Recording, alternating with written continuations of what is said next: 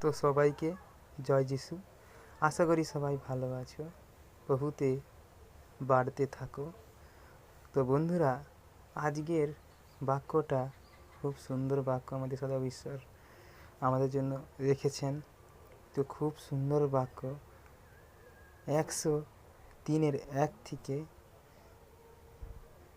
হে আমার প্রাণ সদপ্রভুর ধন্যবাদ করো, হে আমার অন্তরকর সকল তাহার পবিত্র নামের ধন্যবাদ করো। হে আমার প্রাণ সদপ্রভুর ধন্যবাদ করো, তাহার সকল উপকার ভুলিয়ে যাইও না।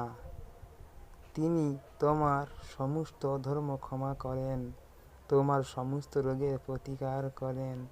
তিনি কোপ হইতে তোমার জীবন মুগ্ধ করেন দয়া। তো বন্ধুরা,